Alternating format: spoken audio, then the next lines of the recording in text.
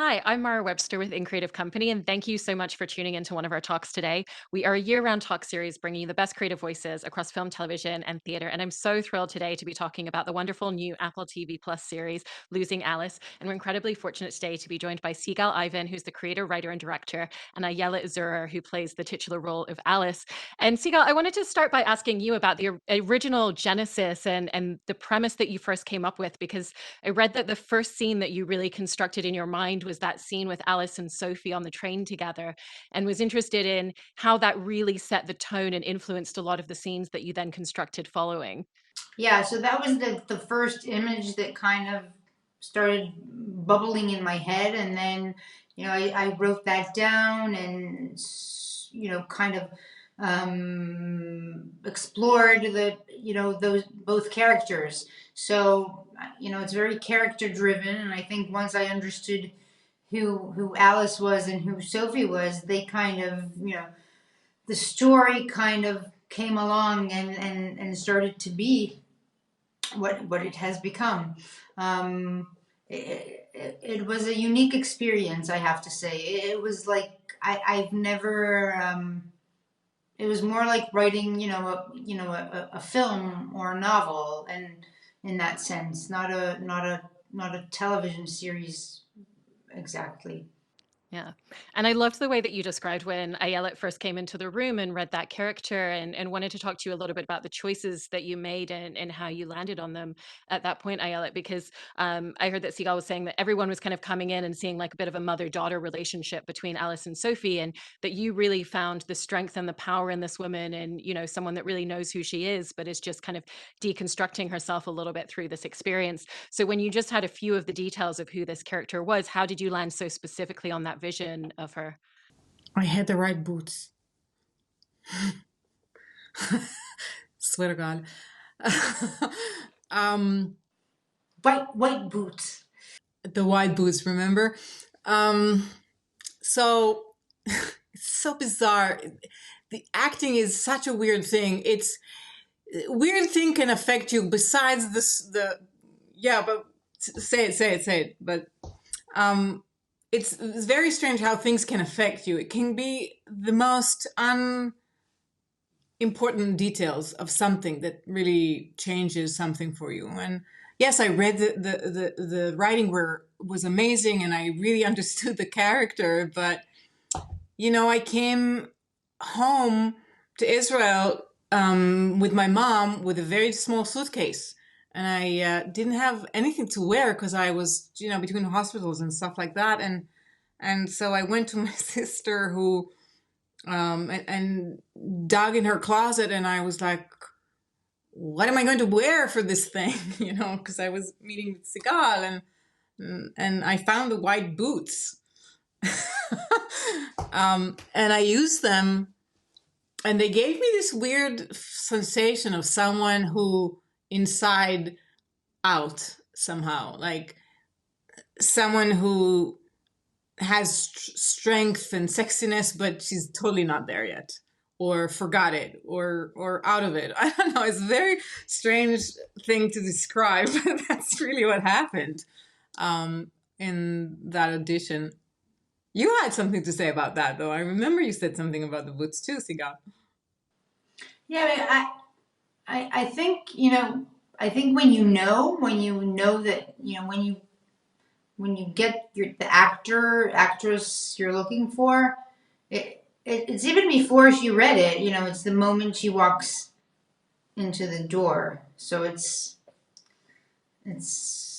like something that walks in, and you connect, and you see that that's Alice, and then when she's reading, you're just don't ruin this, because you've got it already. Now just make sure I'm right. It stays, yeah. But it's the moment you walked in, I guess. I remember you mentioned those boots, by the way. So I'm stuck on the boots because I didn't think about this until this morning, this moment. I swear to God, I that memory was gone, but suddenly it came out of, yeah. And of course, the fact that I got lucky enough to read with Leahy already and Gal, and they were I think Sigal's choice, and that was really like coming together for me as well, because they knew what they were doing. They were it, I guess. Um, that was the beginning, and then there was other things. I was also really interested in the conversations that the two of you had about the type of director that you saw Alice being. You know, she's someone who has such a clear vision of what she wants artistically. And that's even part of the reason that her husband doesn't necessarily think she might be the right fit for that film, coming into it with her aesthetic choice. So, how did the two of you construct what her aesthetic vision was going to be and then figure out how you wanted to capture it on screen in a way that those shots that she's filming of the film within the series still feel like part of the series in the way that you made overall aesthetic choices as well?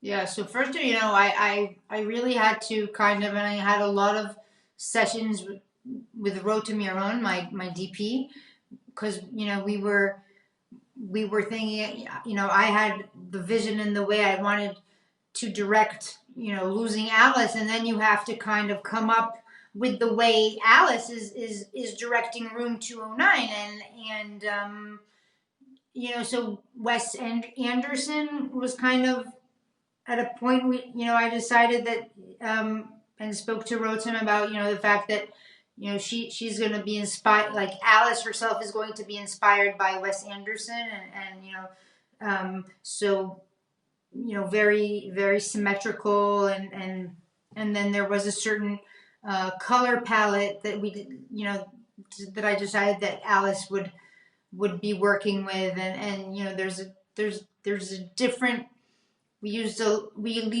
a very large range of color in the series, and there's specific colors that are used more for the film within the film, and then there's specific colors that the series has, and it was interesting kind of exploring what she herself is going to, the way that her vision, what the camera is going to see. And then between Ayelet and I, it was like kind of trying to find out, who this female director is, what the movie was that she directed 10 years ago, and what kind of makes her tick.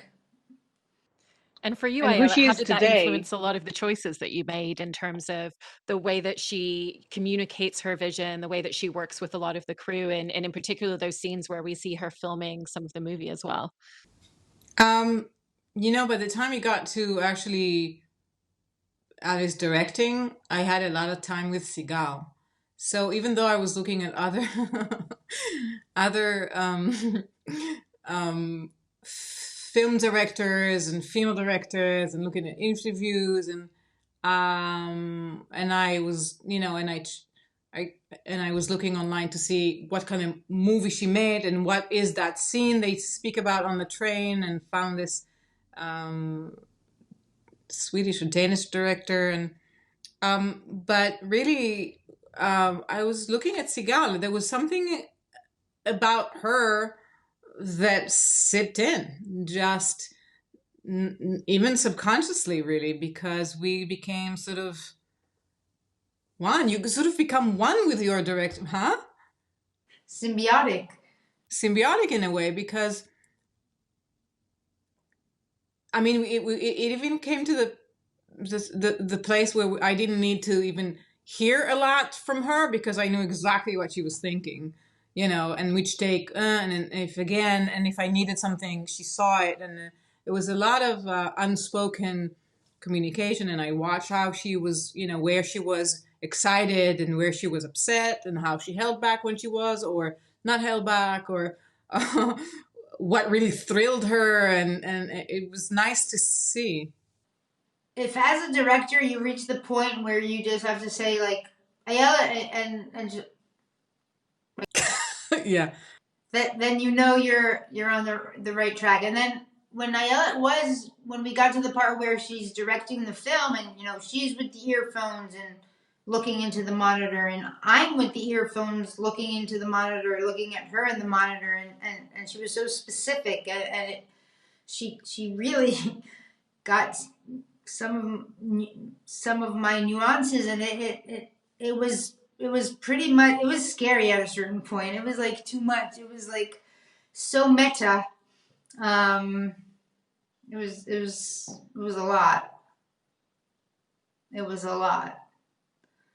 And Sigal, I also wanted to talk a little bit about the construction of the character Sophie, because she's so multidimensional. You know, she's got this incredible kinetic energy, but there's, you know, she's got a lot of sexual energy that draws people in, but at the same time, there's a lot of, you know, sadness and vulnerability within her at the same time. And I feel like every single scene that you wrote within her, you really capture so many layers at the same time of who she is and all of those different aspects of her core. So even just going back to when you were writing the scripts and writing scenes with her character, how were you always thinking about who she was and the way to pull so many different dimensions of her as a character into really small moments throughout the script?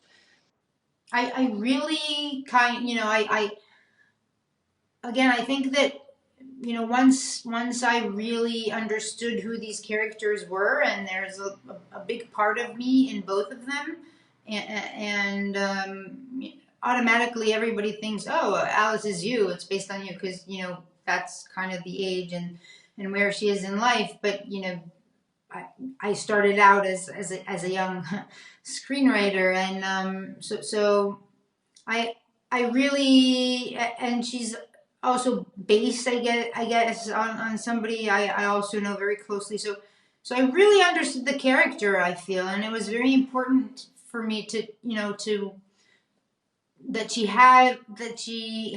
have all those sides, that it doesn't just fall into the ooh, it's just this Sexy young. energetic, sexy young female, but you know, you can see that in her. I like that the show deals a lot with women perspective and what women see in other women, and but you know, she has all these other sides too, and there's a sadness to her, and there's a baggage she's kind of carrying around, and so, you know, I was always looking for that balance where you're not, wait, she's this? No, she's this. And, you know, because that's kind of what Alice is thinking the whole time. And to that perspective of Alice, with you, Ayelet, I was interested in how you looked at the character of Sophie, because it almost feels like Alice is looking at her and seeing certain things in herself from the life that she had a few years ago. So, what were some of the details that you looked at in terms of who Sophie was and saw as being part of who Alice was for you and built into your portrayal of that character? In a way, she's definitely a muse. I don't think Alice realizes that from the beginning. But she becomes it, and also scares her because the muse is a bit draconian and scary sometimes. And then on top of that, you add the idea that, you know, there's a story within a story and what's happening in the other story, and, you know, what's true and what's not true. And I think there's another aspect of this whole thing. There's another aspect of Alice walking into this rabbit hole knowingly with a choice. And I think there's a feeling of complexity when she does that, because she does eat off her and off her talent, you know. So there's that part is a bit dark in my mind. And I think when she does that, then something really is getting twisted for her, because her imagination takes place, and it is her process, or her artistic process, but it is and by choice, but it is a dangerous process that she goes through. And it's tiny, it's dark. It's taking away from someone else in a way, but not like specifically taking away. It's even worse. It's like like a soul taking away. Um, uh, I don't know if that makes sense, but to me it does. It really does, Uh, and you there's know, different aspects of Alice that seem to gradually kind of she finds her in herself again through the time that she spends with Sophie. And one of the scenes that I really loved was the moment where they're at the dance and movement class. And at the beginning, yeah. Alice can't really bring herself to let go. And then it's not until the two of them are physically touching and close to each other that she's able to loosen up her energy. So how did the two of you work together on a lot of those details and just figuring out what aspects of Alice she would rediscover about herself, and the different sides of her that we would see the more time that she spent with Sophie? I think me and Sigal spoke a lot about uh, how she comes alive in sexuality and how powerful she becomes, and we talked a lot about the clothing and how she puts herself out there. So in the beginning, there's a question of self-care and how she doesn't really self-care because she's writing alone in a room and she doesn't give a damn how she looks, but she does give a damn. And then this creature shows up, and then suddenly the competition maybe helps her, and also the attraction and the fact that she can't write and she can write so amazingly, and so no, do- you.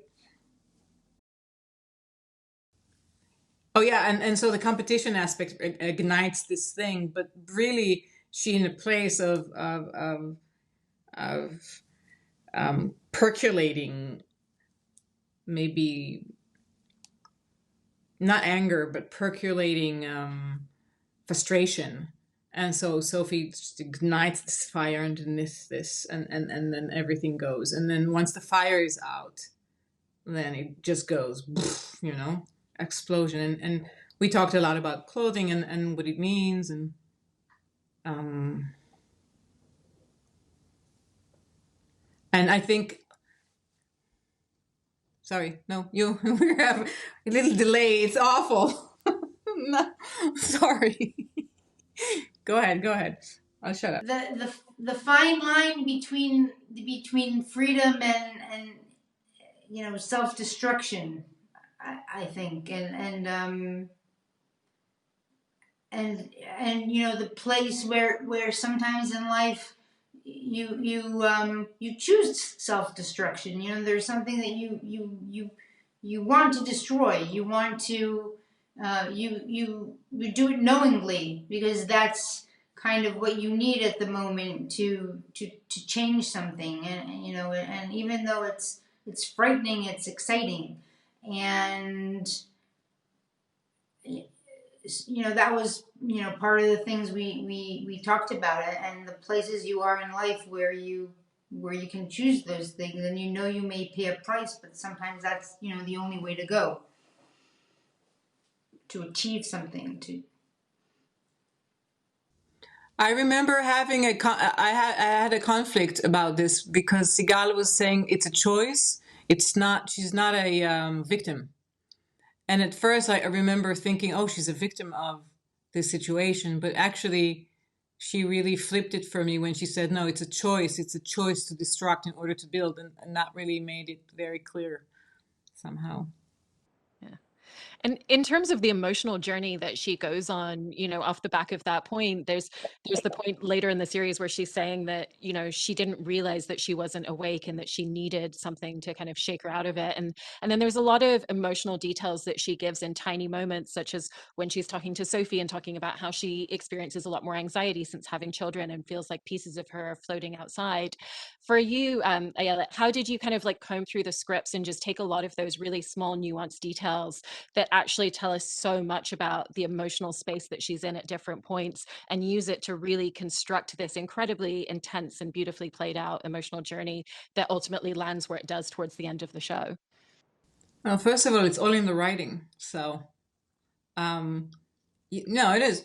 Sigal writes the descriptions really clearly. She has a very like almost like a novel. You get a sense of what it is. You really get an image, and so once you have that image, it's sort of it's burned into your mind, and then also we talked a lot about the when. when does she fall into the rabbit hole? And I remember thinking, oh, it's train. No, it's actually the choice when she makes, the boat and jumping into the water. And no, it's actually the dance. And so I couldn't find the finite moment of shift. And I remember we had the point of no return, right? And then we decided, or we discovered that it's really a slippery slope. There's no one moment where you go, don't go there, and it's just like, don't go there all the time, which is nice, it's in her mind all the time. And yeah. And then Sigal, I was really interested in the way that you created this incredible tone throughout the series that, is very visceral and comes through a lot of the visual choices that you make, but also kind of the scripts that you wrote. And it's kind of this psychological noir, but at the same time, it's really centered as this emotional character study. So how did you work between the balance of those two different elements and really joining them together so cohesively? Thank you, first of all. I'm thrilled to hear that because it was very important to me. I think part of that it was the vision. The whole time writing. It wasn't some kind of piece that I was writing and then a different director comes in and decide. It was kind of there the whole time in the writing, and then it was just getting the right crew and people and my DP and the people who did the art and the costumes and the music, and kind of making sure everybody understands this, the tone, the vision that I had while writing, and kind of make that come to life. Just make sure that it stays, the way I was writing. And some of those visions were tough, and sometimes you're like, and people were saying you have to compromise. It's not going to be exactly like you saw it, and I was like, no, this has to be. I'm not going to compromise, and it was a struggle, and it was but I had amazing people around me who helped this vision come true, and then it was written that way from the top. It's kind of, I understood the world, from that first train scene. I understood, the way it was, the images that I wanted there to be. And one of the other scenes that I wanted to talk about the journey and how it was constructed and how you made a lot of the choices was the scene kind of later in the series where Alice is directing Sophie and her husband in a sex scene, and it's really stunning the way that you use the camera work to create such intimacy and the way that you follow the characters, and then the choices that you make, Ayala, in terms of the internal performance that you're giving as she's just observing and watching during this moment. So what was the journey of making a lot of those specific choices, whether it was the visual or the performance aspects for each of you, in telling so much about this character and the internal journey that she's going on in that point? First of all, it was amazing for me. It was it's the first time that I dealt with such a sex scene, and I was surprised. Normally, you hear about actors or actresses talking about how difficult a certain sex scene was or wasn't for them, but I've never actually heard a director talk about how hard it is. And I approaching it, I was like, oh my god, how am I going to do this? It's like a completely different person from the writer. It's like now the director has to deal with this thing that the writer wrote. And one of the things was building a very specific choreography for the actors so that they know exactly what they're doing, so that it kind of becomes like the text, like the dialogue, and they have complete freedom within the very specific borders, which allows them to act in a very free way and safe way because they know exactly what they're doing. And then it's pretty amazing because they just they're just they're just acting, they're playing sex, and it can become real. And then, it was shot almost, it's almost a one take, this, the whole thing. And, the decision was to kind of, as opposed to the way you see Alice within, half of the episode, where you mainly see her when she's not getting what she wants, but then, when it shifts and she does several things along this episode so to get what she wants, the decision was not to show her and kind of just show them, because at that moment, the viewer becomes Alice, and you are watching the scene as Alice at that moment, and it's almost unwatchable because you're feeling what she's feeling watching it. So that was, the decision that I made at that point with my editor, Yael. And in terms of kind of reflecting on making the series, for each of you, what are you proudest of in terms of your accomplishment and your artistry in making the show? I'll let you start, Sigal. Wow, you have so much to be proud of. You're like, I think she's just does such an amazing role. Really, there's an amazing range, such an amazing range of colors that come out. So many. It's amazing that that every moment the camera is on Ayelet, you kind of understand what's going through Alice's mind. That's not something that any actress can pull off. And there's so many things going through her head, and she kind of hits them all. I think I'll talk about you, and you. I think it's easier, but I really do think that's a huge accomplishment. That I mean, seriously, there are some things that were written in descriptions in the script that people were reading, and they were like, how is an actress, going to do that?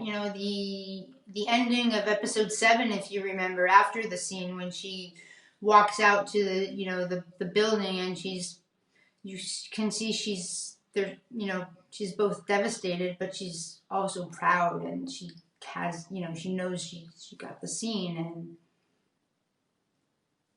there's just so many things going on there, and she's able to express them all. So really, I was very lucky, and I had a huge gift with Ayelet and with the other actors as well. I think I have an amazing cast, just an amazing cast with very powerful performances. I am really proud of Sigal for being so brave, because you gotta understand the situation, like how you film and how fast you go, and how much you have to put in order to get exactly the vision that you have. And I have to tell you, there was one day that I thought, wow, I was in awe, because yes, the writing is superb, and she's a phenomenal director, and she worked with us so beautifully, and she's very precise, and she will not let you go if you don't get there. I'm going to say something about Sigal. I'm really proud of her, and also was in awe when she did it, because obviously the screenplay is amazing and she's done an amazing job directing, but it's in Israel, sometimes it can be really hard. You work really fast and you have to make fast decisions, and sometimes things happen, and you gotta then move on if something doesn't work your way. But there was one scene, the train scene, which happens more than once, that was supposed to be shot one night, and not the right train arrived, not the train that Sigal was and Rotem, the DP, were. They chose. I mean, Sigal chose something, and they were going for it, and there was a whole conversation about the train, and the train didn't come. Some other train came, and people were like, "But that's a train, just film it." I remember. And I remember going aside and I'm thinking, gosh, I wonder if she's going to have the guts to go for it. And I said to myself, I would never be able to do that, to say no. And she did it. And she said that we're not filming that day. And of course she was backed up by the producers. But for me, this was a learning curve, because it wasn't done aggressively. It wasn't done like with drama. It was just like, no, and it was amazing and will always stay with me. Like now we have a term, like when the crisis comes, there's the train crisis, the train. But I don't know, it moves me to tears to say that, because for some reason it's okay for a male director to do that, but I didn't think a female director would have that guts, the balls to do that. And she did. And to me, that's incredible. Well, I love the way that even the two of you just kind of flip the script to praise each other there. And congratulations on everything with the series. And thank you so much for talking about it this afternoon. Thank you very much.